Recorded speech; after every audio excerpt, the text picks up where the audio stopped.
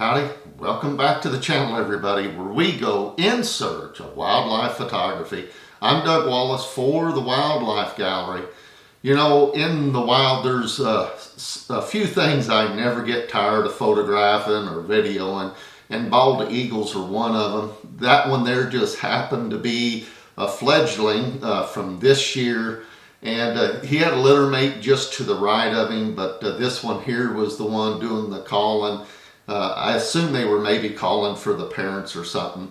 Found them in this particular tree 3 days in a row right there. So anyways, I hope you all enjoyed that little video clip there. Today's video title, Wildlife Photography, Not All That Hard.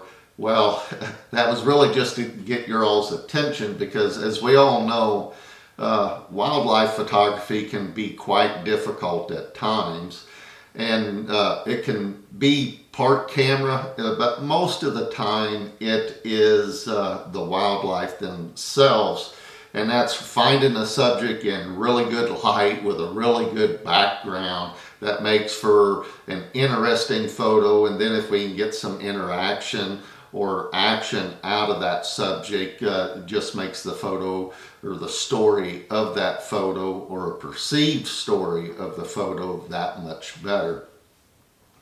You know, so there's always this big debate too on camera settings, and as y'all know, I'm just a little over a year into my wildlife photography journey, and I keep evolving. And you know, I hadn't posted anything here for over a month because we were moving and all that, but about 95% of that's done.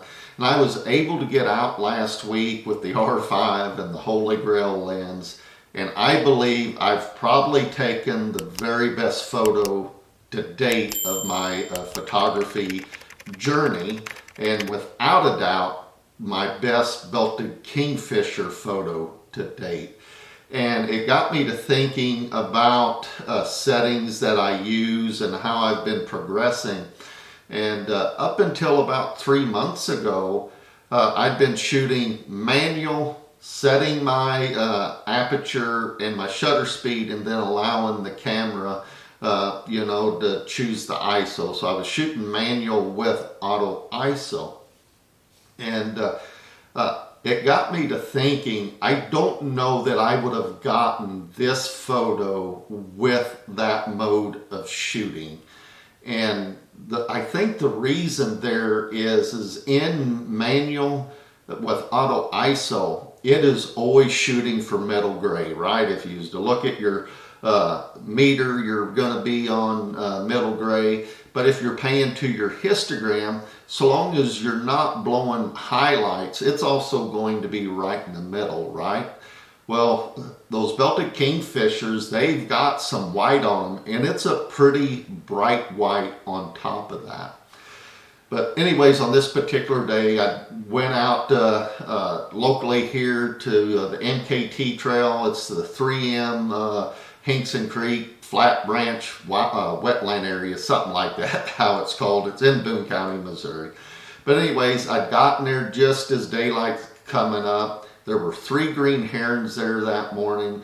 I'm getting several photos of them. There's a couple of Muscovy ducks, of all things. They're not the wild kind. They are of the domesticated kind. Now they fly, they come and go as they please. But as I'm sitting there that morning, I hear the little telltale chatter of a kingfisher.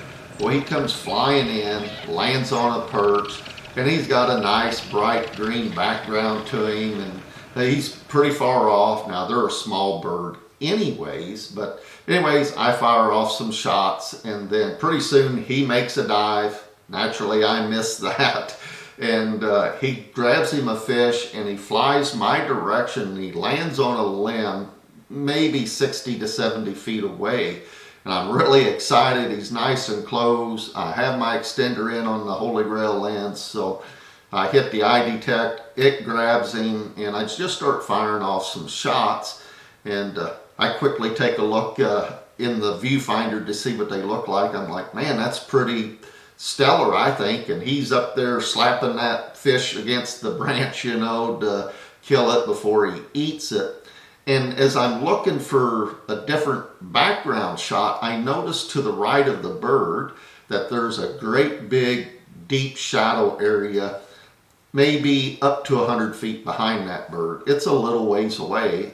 So just immediately I grab my tripod, I go a couple of feet to my left, I slide in behind the R5 and the Holy Grail lens, and I hit iDetect, take a look at my histogram, and I can tell it's blowing the highlights. So I just reach up to the dial to my ISO and I just start crushing that, and I get all the way down to 400 ISO. I am 2 stops underexposed, but in my little TV, that viewfinder, the photo just looks stellar to me. That little bird sitting there with all this deep shadow behind him that just went black.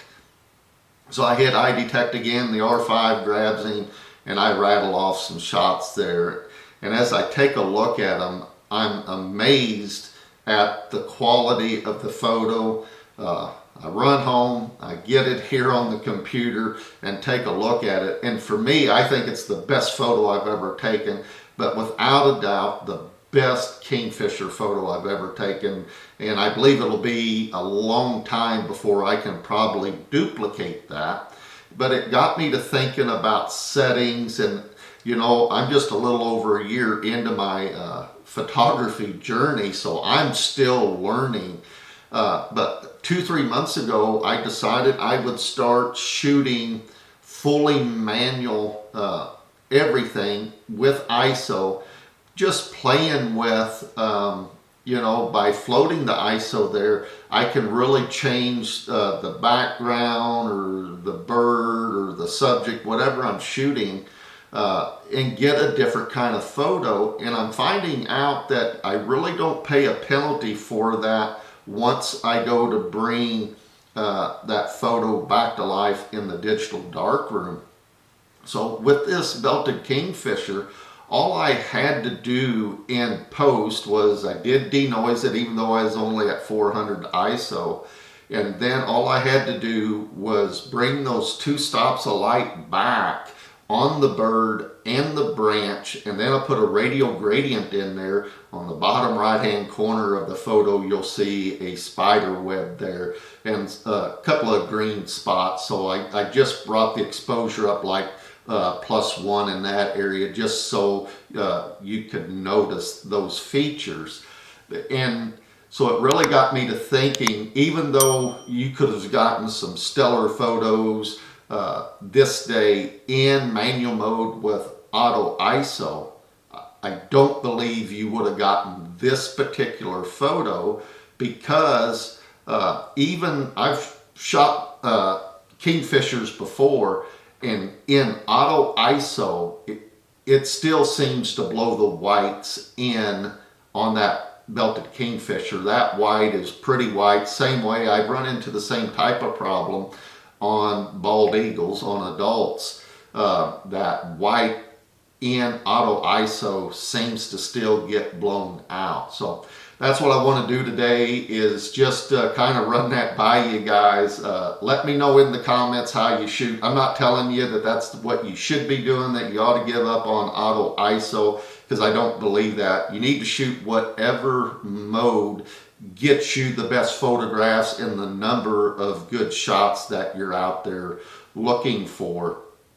But I'm finding out, for the way I shoot, I'm probably never going back to auto ISO, except for on the R5. I have it set up for triple back button autofocus, and my button that I have set up for bird in flight mode, it'll have auto ISO on it, and I'll always use auto ISO in that moment. But if I'm not doing birds in flight, it doesn't matter if I switch from this angle to this angle. I can quickly just reach up there, run my ISO up or down to get the color of the photograph that I want, and just pay attention to my histogram in my little TV viewfinder there.